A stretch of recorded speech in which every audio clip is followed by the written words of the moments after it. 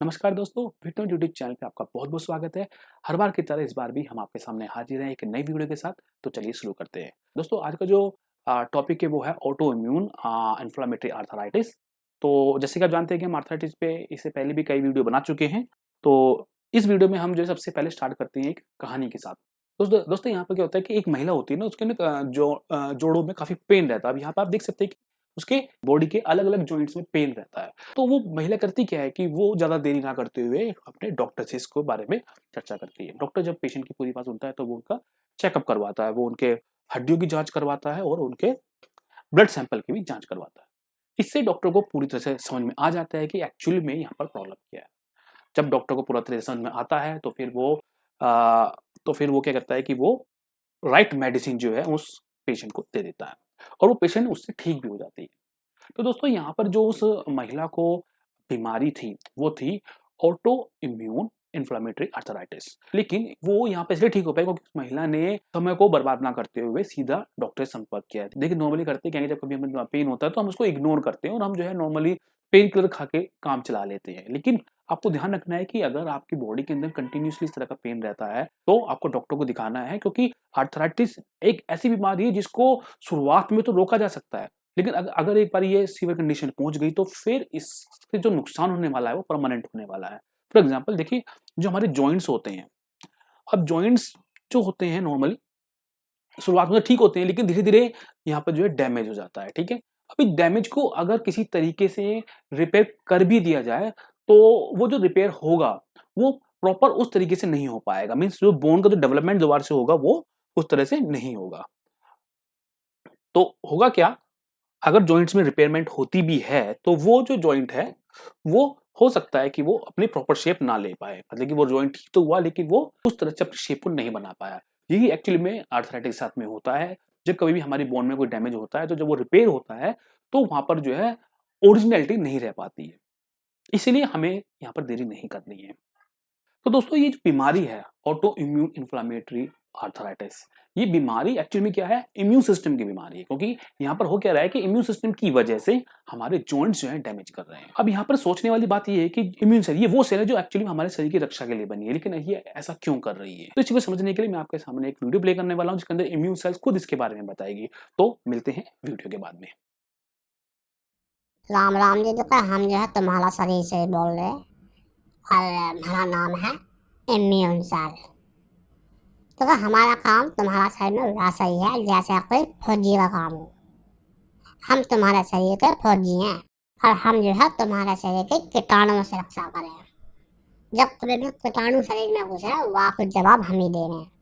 अनेका यह बात हुई, हमें पूरी ट्रेनिंग दी जा, ऐसी बात ना है, फुल ट्रेनिंग दी जा हमें और तभी हम जो हमें।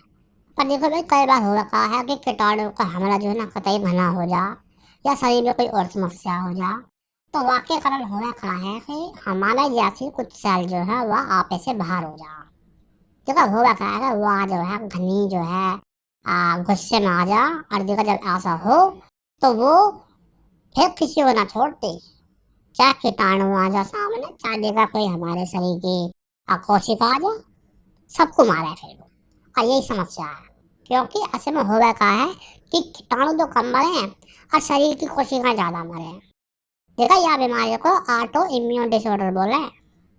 और जब ये जो आपे से बाहर इम्यून सेल हैं ये हड्डी में पहुंच जा, वहाँ पे कीटाणु को ढूंढते ढूंढते वहाँ पहुंच जा और देखा वहाँ पे फिर यही काम करें, वहाँ पे बवाल मच जा।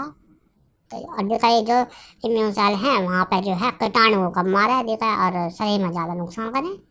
तो भाई ऐसे में जो है जोड़ खराब हो जाए, लोगों को जो है जोड़ों की समस्या होने लग जाए, ऐसे में आर्थराइटिस हो जाए, गठिया बाय।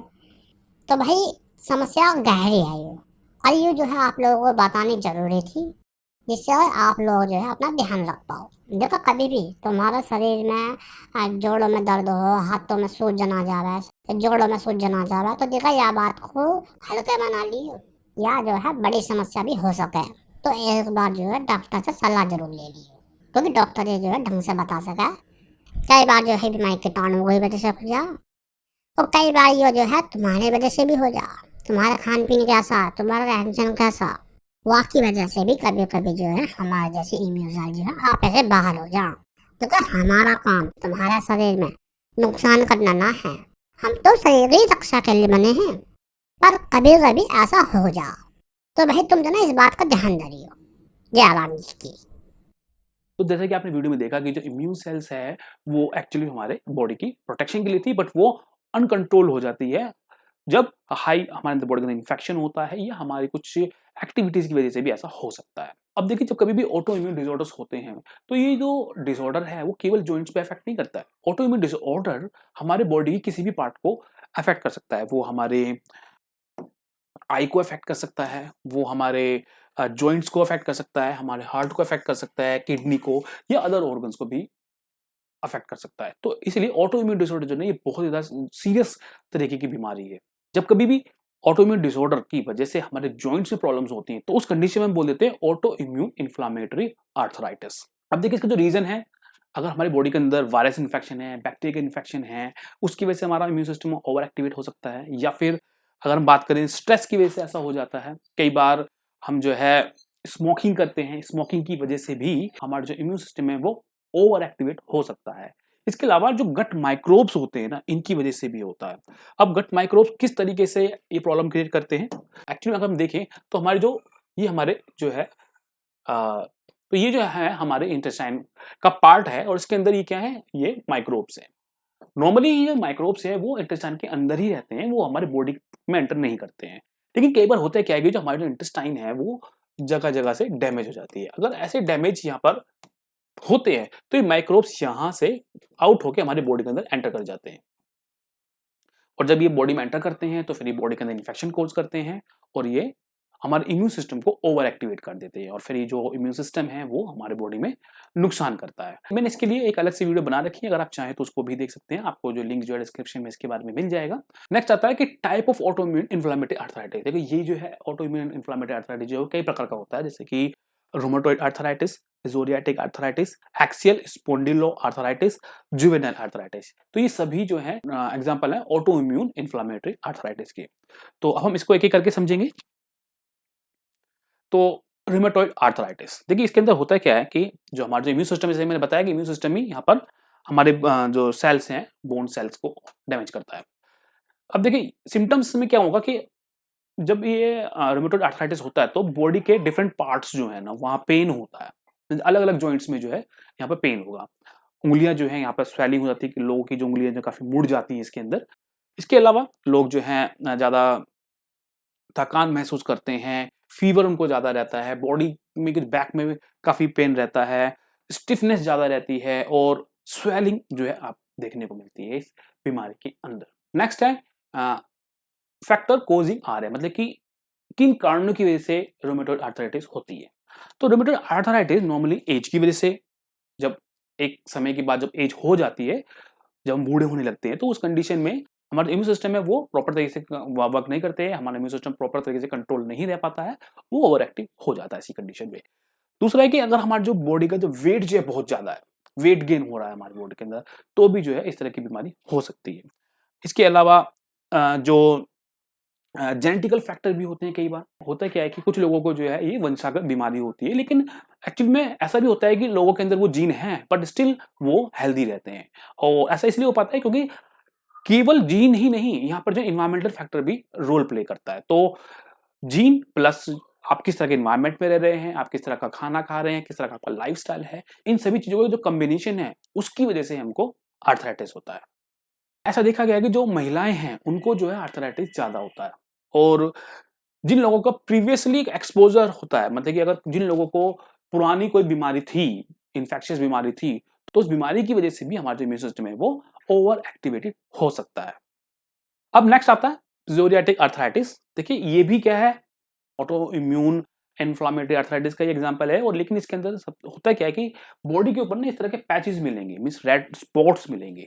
ठीक है, तो ये स्किन डिसऑर्डर है, होता है इम्यून सिस्टम की वजह से। यहाँ पे जो इम्यून सिस्टम है वो स्किन को, हमारी जो स्किन है उसको डैमेज करने लग जाता है। अब आपको पता होगा कि हमारे जो जॉइंट्स हैं वहां पर जो स्किन है वो काफी पतली होती है, और जब इम्यून सिस्टम वहां पर डैमेज कोज करता है तो वो जो डैमेज है वो जॉइंट्स में स्वेलिंग लाता है, और स्वेलिंग की वजह से हमारे जो जॉइंट्स है वो डैमेज हो जाते हैं। Next axial स्पॉन्डिलो arthritis.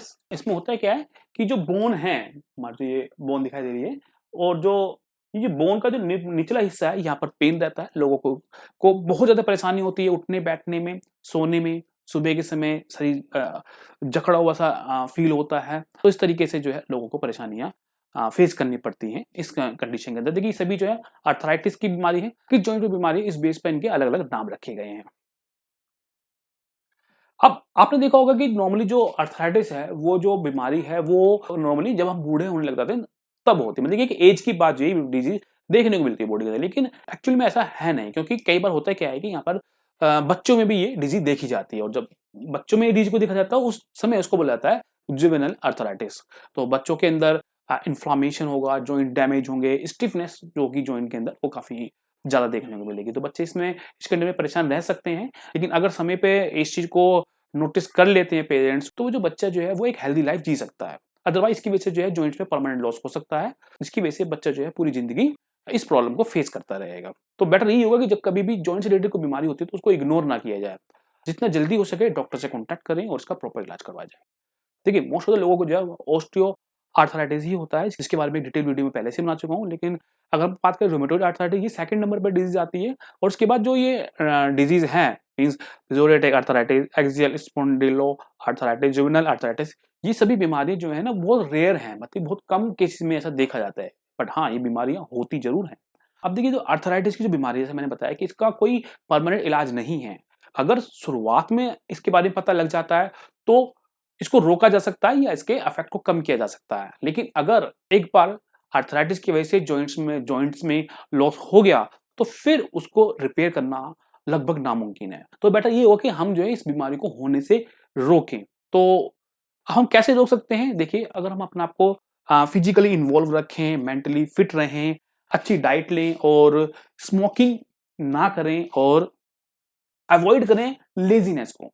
अगर हम ऐसा करते हैं तो काफ़ी ज़्यादा संभावना है कि हम इस बीमारी से बचे रहेंगे या फिर इसकी जो है एटलीस्ट सीवियर कंडीशन तक हम नहीं पहुँच पाएँगे। तो आशा करता हूँ आप सभी को ये जो वीडियो है वो काफ़ी पसंद आई होगी। अगर आपको ये वीडियो पसंद आई तो प्लीज़ लाइक कर देना, सब्सक्राइब कर देना। अगली बार फिर मिलते हैं एक नई वीडियो के साथ, तब तक के लिए नमस्कार।